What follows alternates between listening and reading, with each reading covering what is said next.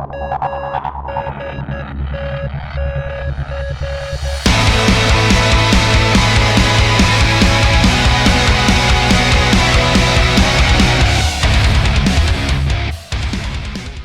guys, I'm Si. Welcome to Ace Podcast Nation. We're here back at the Premier Inn in Cardiff and delighted to be hosting another episode of Podcast at a Pint, and delighted, thrilled, excited to be joined by a Cambrensis fashion designer, brand owner, Ioan. How are you, my friend? Very well, mate. How are you? I'm good, mate. I'm really good. Been looking forward to chatting, mate. Clothes, music, football. It's right up my alley, you know? 100%, man. But I would, before we kind of get all to that sort of stuff, I would like to learn a bit more about you, about the early days, and just generally a bit more about you, innit? So tell us about like where you sort of grew up and the background, I guess. So I'm born and bred in Cardiff. Lived here all my life. Moved to London last year, and my family now live in Barry, which is super nice. And I'm a massive Cardiff City fan, as I'm sure you know. Indeed. Same with you. So my love for clothes came through following my football club, 100%. I remember being about 12, 13. I had my first Cardiff City season ticket. It was the year that we came down from the Premier League. Everything was dire, full of red, everywhere. Ole Gunnar Solskjaer. And I remember looking around and seeing the older boys wearing these clothes that I'd never really seen before. And to me, it was just instantly attractive. And I was obsessed straight away. And from there, then discovering different brands and then what came with that culture, music, the lifestyle. So yeah, that's pretty much it, really. Yeah, I think I remember like going, Jesus, gonna feel old now, like, but going back to sort of late 80s, I went for the first time with my dad, like as a kid, and then by the sort of 90s, and I was going with my friends as a teenager. And like you say, you notice the older kids and whatever, because, or the young men, as it were, and like you notice them because they're the people you sort of looking up to, and they're the older guys. And yeah, like you say, the clothes and that, you're instantly attracted to it, and you look at it and you're like, oh, I like a bit of that. The thing is as well, like it's timeless. It's a timeless culture that will, in my opinion, never die. Yeah, well, if you look at it, like some of the fashion has changed slightly, like over the years, but overall, particularly I think since like 90s, 2000s particularly, I think it's the similar sort of styles, isn't it? Like the coats and the labels and stuff will change, and some of the designs and stuff like that. But the general Terrace style, I suppose, and the casual culture is still like the same as it was in the 80s. It's just evolved like everything else. But yeah. I remember being like probably 14, 15, same age as my youngest now, and trying to convince my mum to get me like a Stone Island coat or a Stone Island jumper for my birthday. And I think it was like a shock to the system for her, because, you know, she had obviously been used to getting X, Y, and Z for birthdays and stuff. And then all of a sudden it was like, oh yeah, I want this jumper. And she's like, oh yeah, I can get you a jumper. And then she'd find out the price of it and stuff. And she was like, not sure about that. You won't be having anything else and stuff. Yeah. I remember spending months trying to convince her and my dad to just get something in them younger days. Like, were you always about, like as a younger kid, were you about sort of football and stuff like that then? Yeah, massively, man. Yeah, since being a young kid, just followed Cardiff really, and obviously loved playing football. But it was only until I was in my early teens that I really got into the stuff that has just stayed with me all that time. So the clothes, the music, the football. Yeah. Yeah, I'm just obsessed, and I don't think it'll ever change. I can't lie.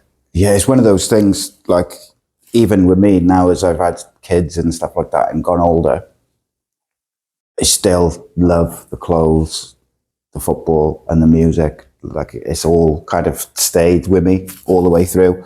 And a couple of my kids like it. One of them doesn't really like football, but it's kind of, I don't know, it just stays with you. And I think I can't imagine a time in my life where I don't listen to music and I'm not interested in the same clothes. Like, my wife shouts at me a lot because I wear the same clothes and the same style of clothes that I wore when I was in my 20s or 30s. Yeah. But it's not necessarily a thing of like, I don't want to grow up.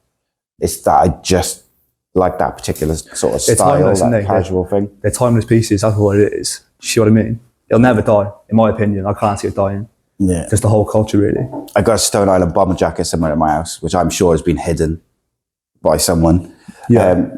Because it's not very popular within my family, but I love it. And I will find it one day. It's probably up in the attic. I'm knowing I'm not. But in terms of music, what was a question I like to ask people, just because I'm interested in like their own evolution and taste, is what's the first song that you kind of remember being like bang into, or like, you know, maybe you listen to on repeat or something like that? It might have been something that your parents listened to, or it might have just been like the first single you bought.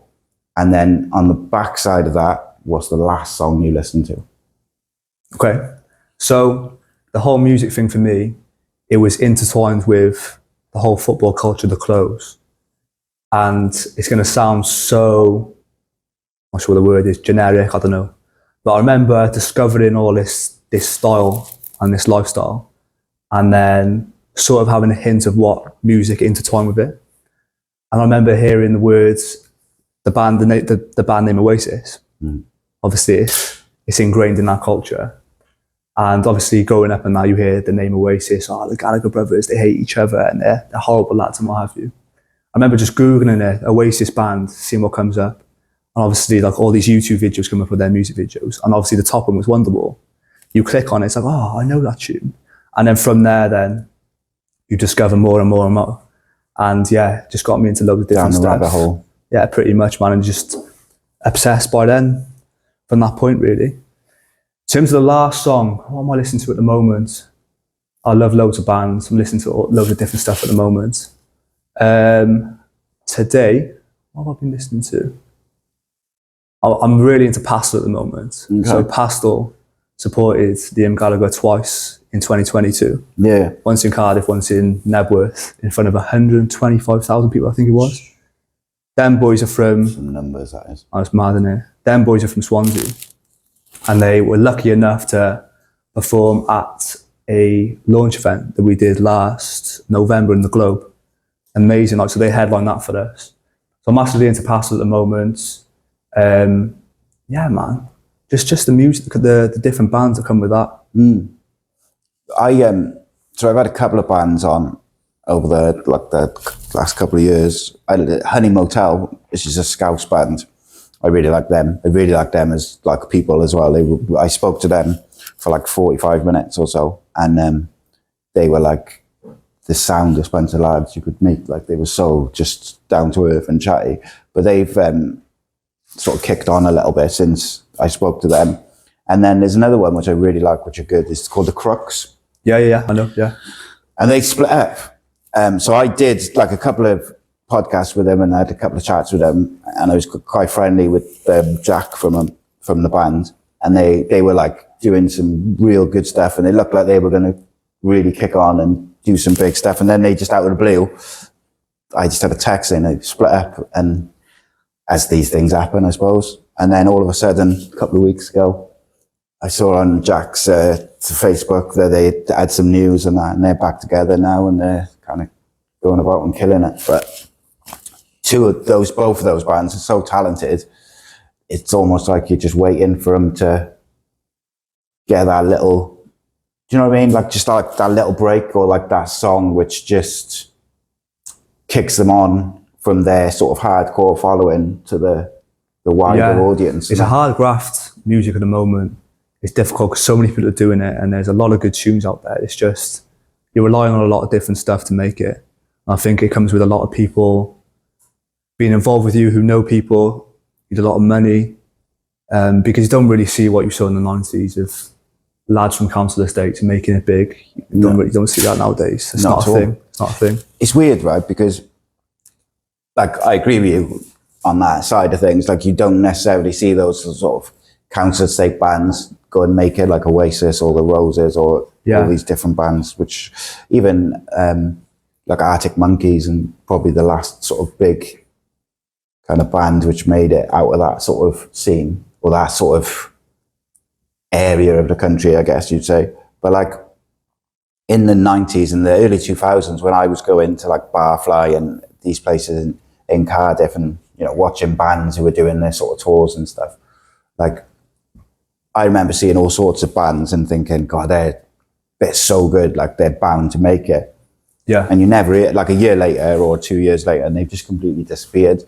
Like it's always been the same. And and I think with the internet now, it's almost, in one side it's easier because you can put something on the internet and it can reach people around the world in seconds. But it also is harder because there's so many people doing different things, whether it's a podcast or music or whatever. Like content creation is just like this constant evolving thing now, isn't it? And I think music I reckon bands almost suffer from that a bit, like because not anyone, like, well, it is, anyone can sort of, if they got the right software or the right instruments or whatever, they can kind of make it themselves and put it up themselves. It might not be good, but like you can get the tools to do it yourself, can't you? I think, in my opinion, if you're good enough, you'll make it. As long as you're motivated, you'll 100% make it. But I think, there's a lot of bands out there got good tunes, but where they fall short is they haven't got what has come before them, if that makes sense. They haven't got the look. Not everyone in the band fits that look. They haven't got the attitude. Yeah, the attitude's massive. And I think, again, like when you compare like eras gone by and now, you still have to have that attitude now, because big time, man, big time. Yeah. One of the things now with it is you've got to do something to differentiate yourself from other people. No, 100%, man, 100%. And like things that nowadays are to be so careful what you say. Yeah. That's what hinders a lot of people. They're scared to say stuff, I think. But in my opinion, it'd be great to see someone come from Wales or whatever with a bit of attitude, good tunes, look good. Because that's what it's about, isn't it? So making people feel something. That's my opinion. But yeah, do you know, I think what might come from Wales next is like, I think you might see some hip hop artists make it big. Like there's a couple who've kind of, in the drum and bass scene now and in the hip hop scene, which have kind of like on the brink of doing that sort of next big sort of, just looking, or they're almost like on the brink of getting that big break. But there's so much talent in Wales. Oh, big time, man. It's like unreal. Yeah. But I'm a bit out of the loop in terms of like bands who are coming up. Because I speak to more like rappers and drum and bass artists now at the moment, more than I do bands. Like I have, it's not through wanting to try in mind. I've tried to get like a few bands on, like, you know, from Wales and stuff, and for whatever reason, it just haven't quite worked out. Yeah. But as you said, there's a lot of talent in South Wales. Like, yeah, me and my mates were very friendly with a few bands, and there's some real great stuff out there. And there's definitely something happening in South Wales, especially in the indie rock scene, 100%. It's just whether they take it to the next level. Do you know what I mean? You've got probably 5 bands from South Wales who've got the potential to go to the next level. It's just out of their hands, I suppose. Yeah, it's almost like it's like, of course, you've got to be talented and you've got to have a certain aesthetic and things like that. But also you've got to, there's luck involved. Like it's just being seen by the right people, or having a tune these days which goes viral, or just something which takes you over the edge. Because half the battle, I think, is reaching people outside of your kind of bubble. So no matter how big your bubble is, whether it's 20, 30 people or whether it's like 10,000 people or more, it's reaching the people outside of the, like, so for instance, with my stuff, there's like a hardcore audience who will watch, literally, they watch everything which I do, no matter what the subject or the guest, they'll just watch every episode. Yeah. And then you'll have some which will watch the football stuff or the music stuff or certain things. And then you'll get the people who watch because they know the guest or they're a fan of the guest or whatever. And it's like, it's reaching the people outside of those bubbles, which I think is the key to kind of, you know, doing well and then going over, like getting that big break, I guess, or the big sort of thing over the edge. Yeah. You're always going to have that core supporters group, people who know you and just love what you do, it's just reaching those next line of people, and that's the hard bit. But as long as you try and you're good enough, you 100% make it. Do you know what I mean? Yeah. So with you in school, were you like into art and stuff like that? Yeah. That's all I did. That's all I did, man. That's all I wanted to do. I was shit at school. I'm heavily dyslexic, so academia is just not my thing. Just can't do it. I just can't. Say if I'm having to write an essay now, I just can't do it. Even though I'm quite good with my words, if that makes sense, I just couldn't sit down and do it because of my dyslexia, really. So through school, that's all I did was art. And I went to St. Ives High School, which is not far from here. And I studied A-level art, then I was obsessed. I'd come home every night and I'd be drawing. That's all I do for hours after school. And the stuff that I was creating was always linked back to clothes and the brands that I was into. I did a lot of stuff on Cardiff City, a lot of stuff on the brands that I love.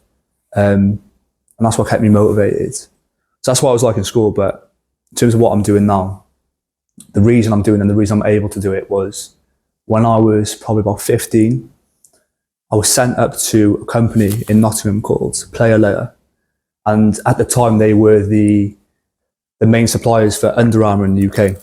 Okay. And this was organised by my head teacher at the time, who I think could see that I was motivated and had a passion for clothes. Anyway, I was sent up to Nottingham for the week when I was 15, 16. And they taught me how to design and how literally everything worked in terms of a production chain. And I was 15, 16, so I was absorbing all of this and I picked it up so quickly in terms of the design software, specifically Adobe Illustrator. That's what I use now for designing all my graphics. And at the end of that week, I'd come up with a whole range of clothes for my school at the time. And it's since been put into production on sale, which is pretty mad.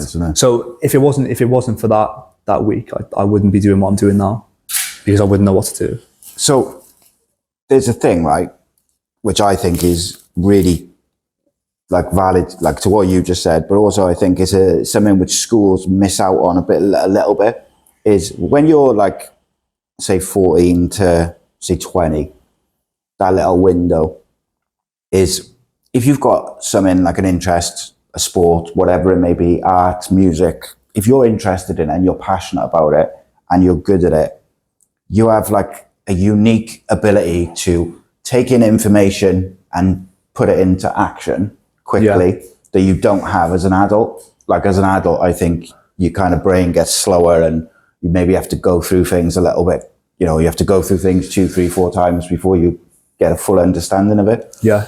But I think when you're young and you're a teenager, you just pick up things quicker. And I think sometimes schools don't embrace that enough. Like, because like you say, like you had dyslexia, my older boy's got ADHD. There's other kids with different sort of, different learning issues, whatever it may be. Yeah. But they're quite often very good at something. And it's like, if you can find the thing that they're good in and they're passionate about, you can move it on and you can, by the time they leave school, they can have like more of an idea about what they want to go and do. Because quite often, or too often, kids leave school and they're like, oh, I don't know what I want to do. And I just think, in some cases, you can embrace it a little bit. Like, I think for me, like, in terms of leaving school and that, it's good to have an idea of what you want. You don't have to know specifically, but as long as you've got a path. But in terms of school and that, do you know what I mean? You're lucky if you can find someone who works in a school who's around you, who cares. Do you know what I mean? And that's what's tough. And like, time. Yeah, no, 100%. It's tough because there's obviously hundreds of kids and that. But for me, you've just got to make your own way. Follow what you want. That's the only way you're going to be happy. That's it. And I think, like for me, I come out of school, I had no real idea what I wanted to do outside of if my football career didn't work, and my football career didn't work because I was more interested in smoking and girls and drinking by the time I was sort of 16, 17. So like that was out the window. And then I came out of school and didn't really know what I wanted to do. But there wasn't really like a teacher or a person who kind of embraced or like said like, oh, you're good at that. Go and just kick on with it. or if you go and speak to this person, they might be able to help you, hone your skills for that or your passion for it. And I think that's, like I say, I think it's something which schools miss the boat on a little bit, because I think if you can reach kids, like when they're in the teens, I often think, like, how many talented people don't end up, going on and using that talent into their adulthood, because by the time they're sort of 17, 18, 19, whatever, they go to college or they start working, and then they don't end up using what they're really good at.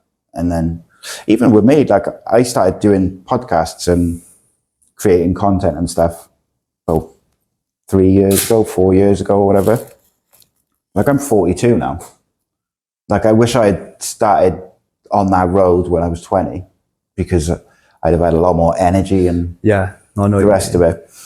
All comes to motivation, though, mate. And I think it sounds like you had that passion and the motivation for clothes from like an early age. Yeah. Just on the dyslexia thing, I am just kind of interested. Did you get much support with that when you were in school? No chance, man. They don't care. Like, they're not paid enough, the people there in schools, to help you and to support you. And to be fair, they don't know. You know what I mean? They don't understand. But like, it's all good. Like, I did all right in school and that in the end, and it's all worked out well. Like, you just got, as I said, you just got to make your own way and follow what you know is good at. I know there's external factors for a lot of people, but for me, from what I've done, I've just gone for it. It's come with sacrifice. Do you know what I mean? You miss out on things, and sometimes have to let people go. But ultimately, you've got to do what's best for you.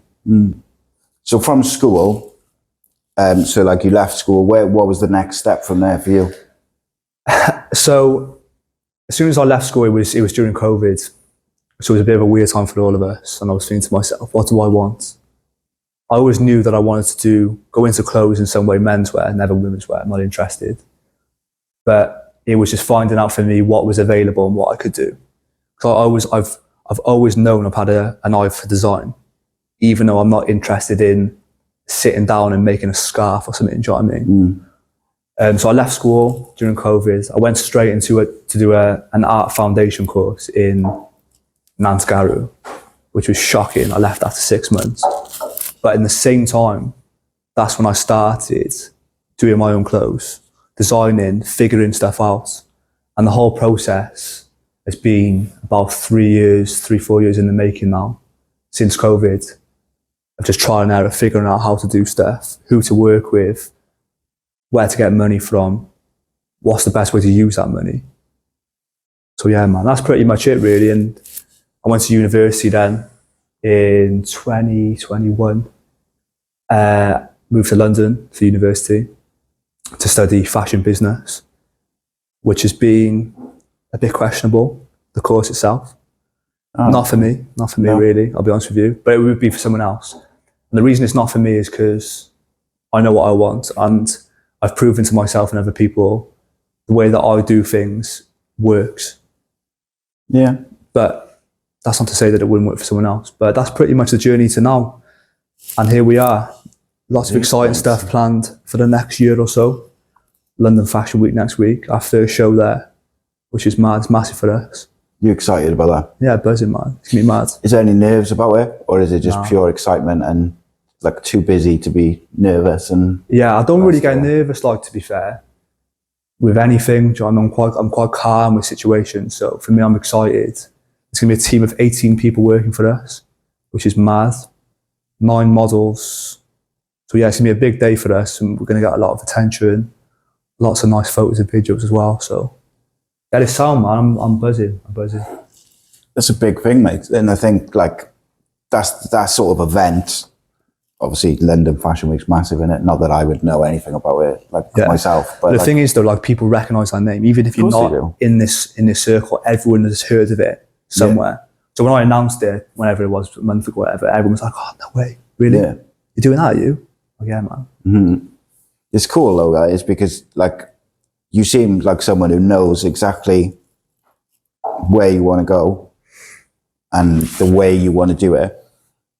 And then it's like you say, it's just navigating the best route there. I guess. For sure. As I said, I've always felt I've had an eye for design and things that look good to me, and I'm the biggest perfectionist you'll ever meet. And what I'm doing now is, in my eyes, perfect for me. So that's interesting to me in itself, because obviously, like people who create whatever they create, whether it's clothes or music or whatever, they're quite often, like you say, perfectionists, and they'll go back and make adjustments and stuff. So if you're that confident going in, if you're going to go into London Fashion Week, being that confident in what you've done is rest assuring, I suppose, isn't it? Yeah, definitely, man. Like I don't release anything if it's not right to me. I don't care what anyone else thinks. It's just, if I'm happy with it, that's enough for me. Have you had much stuff which you've designed and you've kind of got quite far down the process, and then towards the end you've been like, nah, I don't know, not feeling this? I think you always question yourself, but when I create a product or just create something in general, I think that initially I always have a vision for it, and you have to back yourself with that vision. And so far, to be honest with you, everything that I've created and released has been spot on in my eyes. As I said, that's good enough for me. Yeah, everything which I've seen online looks wicked, I've got to say. Yeah, it's banging stuff. Look wicked. I'm really happy with it, and it's come with a lot of effort. It's not just come overnight. Do you know what I mean? It might seem that it's just done, but it's, for example, the name and logo was working 6 months every day, figuring out what's the best way to do it. Because I knew what I wanted. I knew what I wanted to make my own clothes, but it was a case of I couldn't release it if the logo and name wasn't right. So yeah, it's just the way it is, man. But I'm happy. So how did you come to the name of the brand? So the brand name Cambrensis means of Wales in Latin, and it was discovered by my mum, who's a Welsh teacher. So cheers, mum. But the logo itself, so I created that. That was the toughest part. The name came pretty quickly. But the logo was working every single day, thinking, what do I want to represent the brand? And more importantly, to get people engaged. Because you can't create anything, a podcast, a brand, a football club, if you haven't got people who want to be involved. Yeah. So it's a case of figuring out that what's the best way to go forward. And all my family come from the valleys. A lot of them were involved with the whole mining thing. And growing up, a lot of my mum's side of the family from Merthyr Tydfil. I remember going to their houses when I was really young and seeing miners' lamps as decoration. And after about 6 months of working on the logo, like trial and error, I remember going to Cardiff Library for a shift in Barry, working in a Greek restaurant. I was flicking through books and that, and I seen Big Pit. I thought, wow, maybe I could do something with that, because it's to do with Wales. Fits in with the Welsh theme I'm going with. And I went home straight away, and then I remembered the miners' lamps. My great uncle was an artist, very well-known artist, Derry Bowen in the Valleys. He's created some amazing works of art. He did all the typography for a lot of famous monuments in Merthyr and a few in Cardiff, I believe. And he just passed away at the time when I was coming up with the logo. So my mum was in the living room flicking through loads of his artwork and different things he used to use for inspiration, old magazine clippings and what have you. And it was a full-on little booklet on miners' lamps. And as soon as I saw it, I was like, that's it. Sorted. And yeah, as I said, in my eyes, it's just perfect. Yeah, I think, was it always going to be something Welsh inspired, do you think? Yeah, 100%, because it needed to be something that would motivate me. And I'm very passionate about my country. And it only came to light how passionate I was when I moved to London. I remember walking through King's Cross and seeing, I was missing Wales, and I saw a Welsh flag in a window, and I was like, oh, I miss Wales, man. Yeah. But yeah, it had to be something that motivated me. And I think as well, it's a gap in the market. Because when you think about it, there's not one staple menswear brand in Wales currently. Obviously, Weekend Defenders from Wales, but they're not a Welsh brand, if that makes sense. Yeah. Do you know what I mean? Whereas like England's got Belstaff, Burberry. Do you know what I mean? That sort of vibe. So that's what we're going for. That's the goal. Yeah, I think, I admit, I'm very excited for you, because I can see just, I think if you're like myself, if you're interested in clothes and music and stuff like that, and then you take a flick through your social media, just for a few minutes, you can see how motivated you are. You can see the quality of the stuff, and you can see how exciting the next couple of years is going to be for you. Fingers crossed, man. Fingers crossed. Like for me, that's exciting because I like seeing people succeed, and I like talking to people as well, like from different, different aspects of life and stuff. And like I've spoken to so many different people in the last couple of weeks, from like 40 who's been doing like hip hop and other things around Cardiff for like since the 80s, and a few other different, like just different guys and girls just do all different things, and everyone's got a different story and a different route to getting there. And I find it very therapeutic and very interesting just listening to people and their stories and stuff. With them, obviously you mentioned Cardiff City earlier. Yeah. So we're going to bring the conversation right down a bit and we'll talk about Cardiff for a little bit. Happy days. What do you make of Cardiff season so far? Like as we stay today, what is it? Like, I've got to be honest, I think in terms of the football itself, I think overall positive. I've got to be honest with you. I know the last few weeks / months have been tough in terms of results. It's been pretty dire, but you think back to the start of the season, I think it was in a month we beat both Swansea and Bristol. That's something that hasn't happened regularly for a couple of years, man.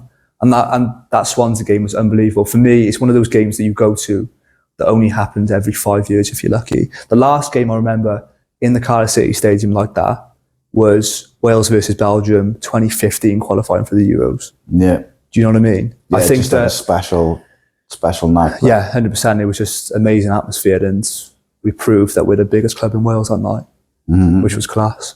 But yeah, man, in terms of the overall club, it's complicated. It's a tough one, and we're in a bit of a unique situation that a lot of clubs haven't got. And for me, it's quite negative. I try not to think about it because I go to the football as a fan to enjoy myself. Because if you get too deep into it, it's depressing, man. But overall, I think we're on the right path. This manager's the right manager for us. It's just whether he can stay happy and the people around him give him the things that he needs. Same with what Neil Warren did for us. He wouldn't have stayed as long as he did if he didn't have the people supporting him around him. Yeah, you got to have the right people around you because otherwise it just falls apart at the first sign of things going, being a bit tough or going wrong. Like if you haven't got the right people around you, as soon as things get tough, it all goes to pot very quickly. But like at the start of the season, I think a lot of people were kind of like, oh, if we can just get like top half, will be a great season. And then people's expectations changed fast because of the Cardiff game, the Swansea game, the Bristol game, the Huddersfield game, like games like that where we were playing well and getting results. It was like people's expectations changed quickly, didn't they? But then on the Swansea game, the thing which really kind of made me enjoy that more than anything was the way they played. Like apart from the result, because you can always like scrounge like a last minute goal if you've played shit. Like, but it was we just completely like played them off the park, dominated the whole game, and it was us who was playing that like possession football, and the passing was really good. And I remember saying to my mate afterwards, it was just like you won't see that very much. You probably won't see that again, for a couple of seasons, just because of it was very one-sided. Even though the result wasn't necessarily like a 4-0 or something.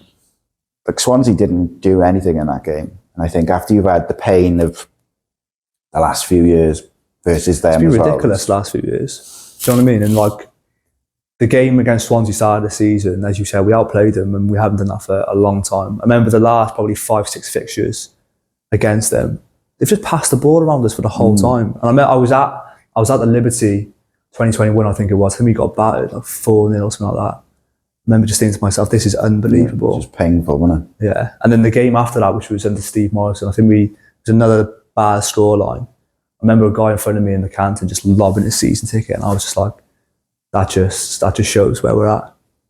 Yeah, that negativity, it's like that feeling though as well, that emotion. Only football, I think, can bring out those like negative emotions, Yeah. And it's people's lives at the end of the day. Yeah. For some people. Yeah, people dedicate, like, especially if you go home and away, like, you spend most of your week traveling or going to a game or working out. how you're going to get there or what. Do you know what I mean? Like, and it's, Yeah, definitely, man. Yeah. if you then travel, especially if you do one of the longer trips, especially if it's midweek as well, so you've taken a day off work, probably 2 days, and then people go, and then you see, as we've seen at certain points over the last couple of years, where players are like, it seems like they're not trying or they've got a bit of a bad attitude, and you're just like, I've just taken 2 days off work for this. And people, No, without a doubt, man. It's happened people get multiple frustrated, occasions. don't they? Yeah, it's too much, really. But I think in terms of the actual state of the club, as I said, it's a complicated one, and I think there's a lot of issues, a lot of problems, as you'll know. Mm-hmm. I think for me, the main problem, or one of the main problems, I think, comes down to the vision of the football club from the people at the top. They don't understand who we are as a group of fans and our history. Clearly, obviously, he wouldn't have turned us to red in the first place. He wouldn't have changed the badge to have a Malaysian slug at the bottom. Do you know what I mean? Like the current badge is idiotic, in my opinion, because if you think about it, if you change the badge back to what we had in the 90s, or even when we first moved to the Cardiff City Stadium, you'd get all those older lads back involved buying shirts. Apparently, I heard a stat that we've got the worst sales of any Premier League home shirt in 2013. I wouldn't be surprised because of the red. Do you know what I mean? It's stupid from a business point of view. It's stupid. You don't make money. Do you know what I mean? And like the argument which was made about like the rebrand, you know, oh, it'll do more sales in Malaysia or China or whatever. Man. And like, they're not going to buy Cardiff City shirts. Don't care, man. They're going to buy Man United, Liverpool, or like Real Madrid or whoever. They're not going to buy Cardiff City shirts. And yeah, that definitely, like, don't get me wrong, right? I love Cardiff City and I always will. And, you know, my kids like it, my missus likes it. Like, it's through our family all the way through. Yeah. But like, that rebrand definitely killed like a little bit of that relationship between us and Cardiff City. Yeah. And I do wonder sometimes, like you said about like, oh, if they brought the old badge back and if maybe the owner left and stuff like that, would that relationship go back to how it was 10 years ago? I'd like to think so, but I don't think it would. I think that too many older fans are hurt, and you can't blame them. It's a different club now. It's completely different to what it was 15 years ago, 10, 15 years ago, before the Malaysians were involved. Like, ultimately, nothing's going to change until Tam goes and his team goes. And we're underachieving as a club. It's a well-known thing in South Wales that's not talked about enough. We should be a Premier League club, a stable Premier League club. We're a capital city. We've got a huge fan base. If we had everyone involved and everything fell into place, we'd be huge. We would be massive. But it's just not going to happen under the current ownership. It's impossible. Even though I think that at the moment things are positive. I think Bullis, he's the man for us. But in terms of the overall club, we're just going around in a constant circle because you're not helping your fans help you. If that makes sense. Yeah, and there's a big disconnect as well, where you've got the manager and the team, and then you've got the board, and there's no, like, all other successful football club has got some football people as a buffer between the manager and the board. Because the manager, whoever the manager is, the manager's always going to want the best players possible, and the board is always going to want to try and manage the money, and you need that football person in the middle to be able to use their contacts, go to different clubs and different agents and people, and, you know, do a little deal here and there. And if you haven't got that, there's just a massive disconnect. And I think you can see that if you look at Cardiff's sort of transfer business in the last 10 years, it's all over the place, like all over the place. There's been a few good ones in there, but I would say if you did it as a percentage, I bet you that the percentage of duds would be much higher, like in terms of just who haven't worked. Yeah. No, I agree with you. Yeah, it's a tough situation. And that's it, really. All you can do is hope for the best in our position. Mm-hmm. No, it's positive, man, at the moment. It's positive, and you just got to keep with that and see what happens. We've made some good signings. I'm excited. And you never know, like, if things keep going positively, I can't see why promotion's not out of the picture within the next 2-3 years. Yeah, I think I said at the start of the season that if this manager, like after, I think at the start of the season, but I think then I said it again, like a few games in, I said, if we keep this manager for 3 to 5 years and you just let him build and back him, that he'll probably take us up. But if he doesn't take us up, he will at least stabilise the club so we're an attractive team for a new manager or for players to join, and a club for the owners to sell to someone else. Yeah, we've been very lucky in the last few years. In the last 10 years, how we've not been relegated to League One is a miracle. We should have gone down last year. Yeah, we could have. And we should have. We should have. We deserved to. And if it wasn't for Reading's silly transfer business and financials, we'd be there, and we deserve it, to be honest with you. So the owner's been very lucky, but nothing's going to change till they go.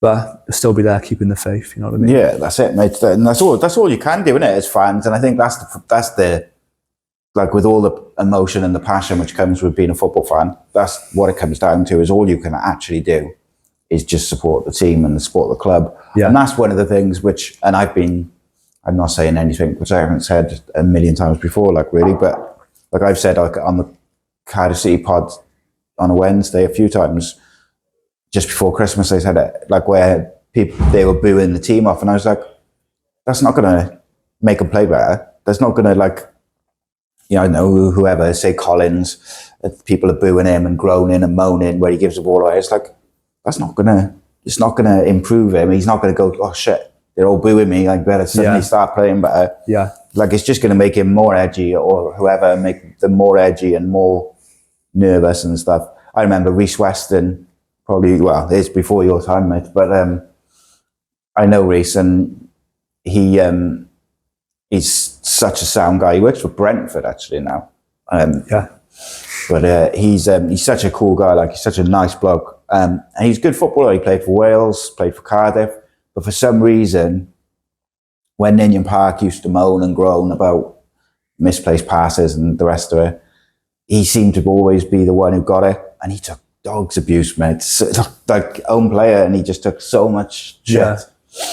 And there's always players like that. I seen Ryan Wintle's taken a lot of stick this year. But it's one of them things, mate, isn't it? Do you think there's any chance Cardiff get promoted this year? No chance, no chance. The top 6 is done. The teams are now too good, and we haven't got the depth to compete. Even though I think we'll finish just above mid-table. But now playoffs is done. But it's not a bad thing, because I think it's a case of next season taking the positives from this season and being like, well, look, this is what we can do. So let's do it consistently and see what happens. Yeah, it'd be nice just to finish the season well and then kind of kick on. And yeah, I think as long as we don't get too many injuries, we'll be sound.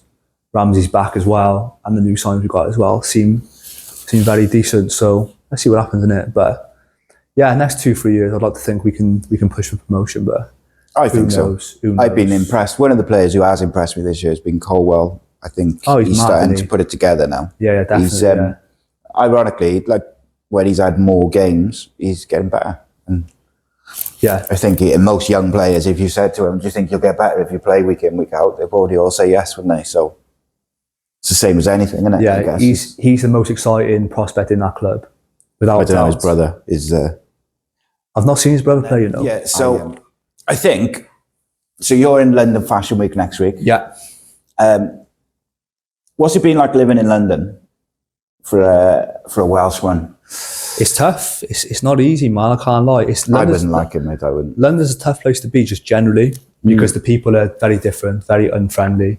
Obviously, as Welsh people, we'll go to anyone and be like, "Oh, you're mate, how's it going?" Do you know what I mean? Whereas London, you never find that, never ever. So it's been tough. There's been tough stories, but overall positive, man. Like, yeah, I was lucky enough to meet Lorenzo Osti, who is the son of Massimo Osti, who created Stone Island and CP Company, and that wouldn't have come across if I didn't move to London. So I was coming out of university after staying late one night, unwillingly, and I see this guy in the distance, and instantly he catches my eye because he has this banging CP Company jacket on, all black jeans, and they had these Adidas Special trainers on, which were the collaboration they just did with New Order, the band. And instantly it caught my eye. I was like, oh, do you know what I mean? That's right up my street, that is.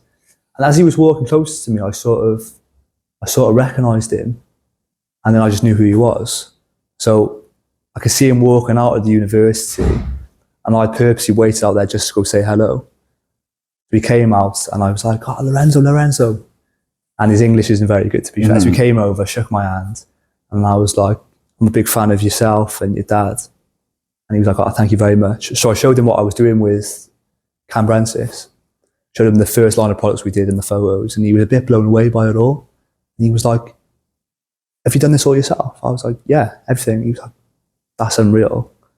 So we've exchanged a few DMs since then, but that was pretty mad because his dad is such an icon in menswear. Yeah, if it wasn't for him, he wouldn't have created two of arguably the biggest brands in menswear in the UK at the moment, or the world really. Yeah. So that was pretty cool. But yeah, London's tough, man. It's a tough place to be, even though that's where you have to be to make things happen, in my opinion. Yeah, I think especially for like clothing, and I would argue music as well, probably.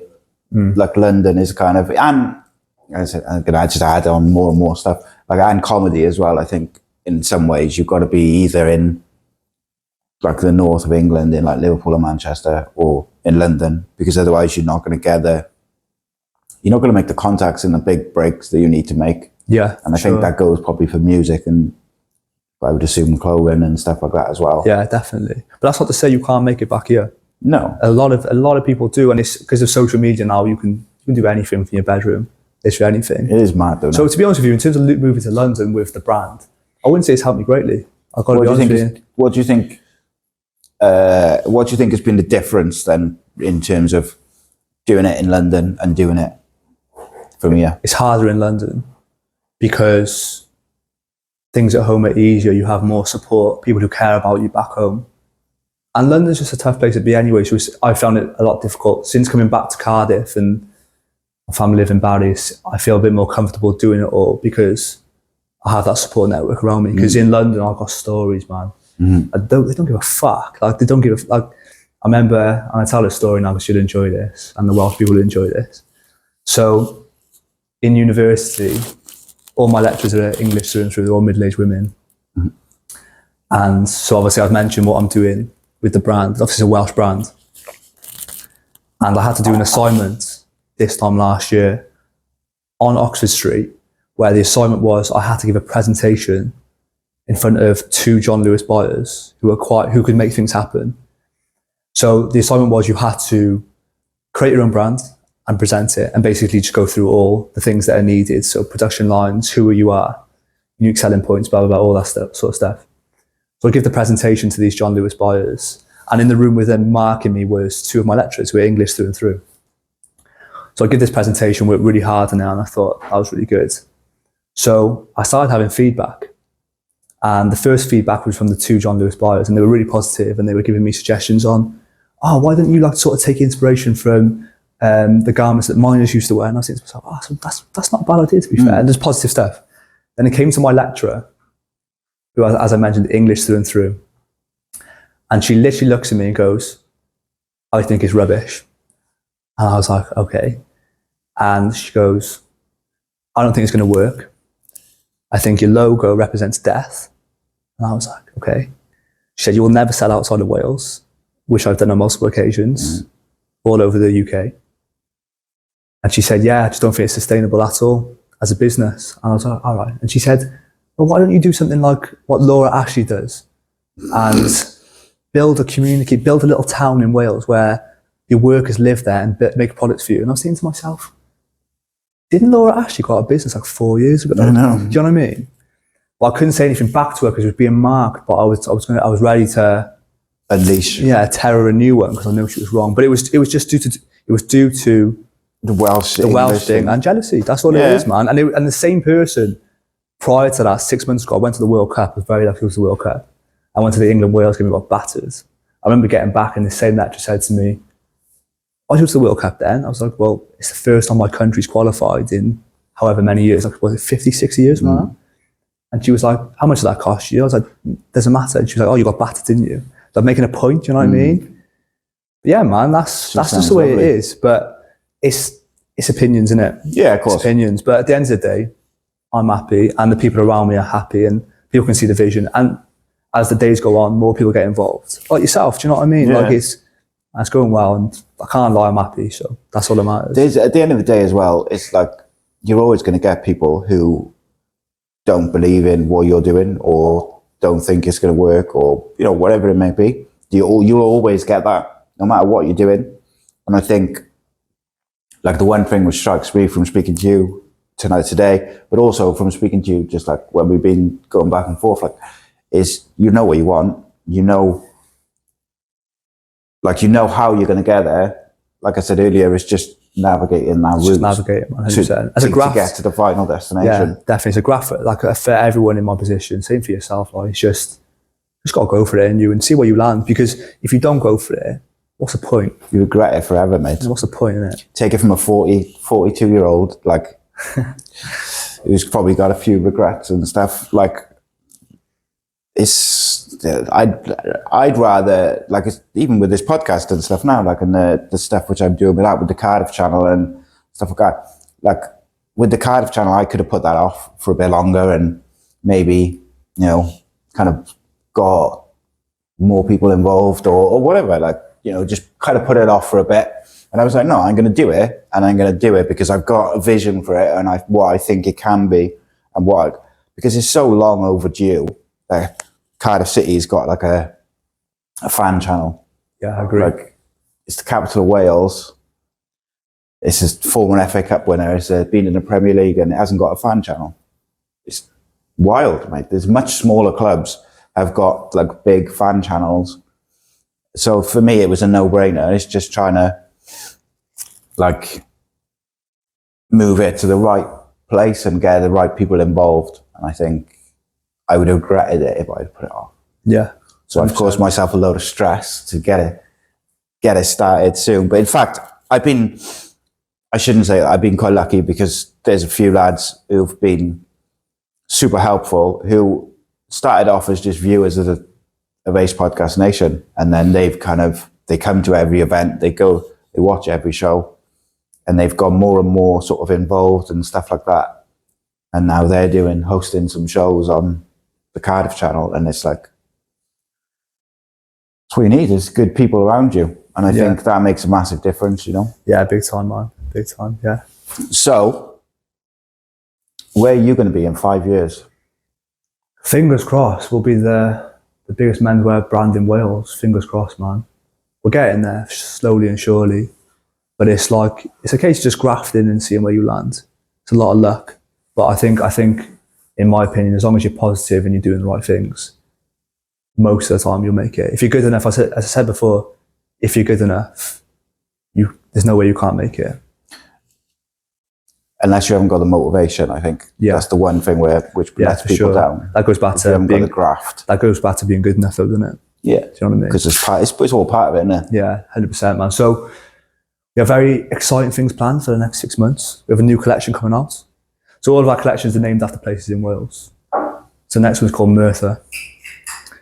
A lot of my family are from Merthyr, as I mentioned, and it's a very historic place for Wales. So we've got lots of exciting things planned for content there. We're also doing a launch party in Cardiff on Saturday the 11th of May, where there's going to be some live music from some up-and-coming South Wales artists. So going back to that music thing, it's nice to be involved with that as well. So yeah, it's all exciting. Doing Cardiff Fashion Week as well in April. It's the first time we've done that since before COVID. So yeah, man, I'm a bit of a busy boy at the moment. I can't lie to you. So you're going to be busy. I'm doing, we got a live event in Pint on the 10th of May. So the day before. I'll sound, man. To see if we can work something out. And obviously, yeah. you're going up to Lakey's thing on 17th of February. I can't. It's the same day as our show in London. But nightmare. Tony's been really supportive. I can't lie. He's been massive. He loves his clothes, mate, doesn't he? No, he's managed to get the name out to a lot of the Cardiff lads and beyond that as well. But a lot of people message me from with Celtic and Wrexham as well who've said, congratulations, what you're doing, which is really nice. So yeah, he's a really good guy. And hopefully we can all do something together in the near future. 100%. I've ordered his book, man. I'm looking forward to it. Have you ordered one? Yeah. I should be getting mine very soon. But I don't know, actually. He was supposed to be in here tonight.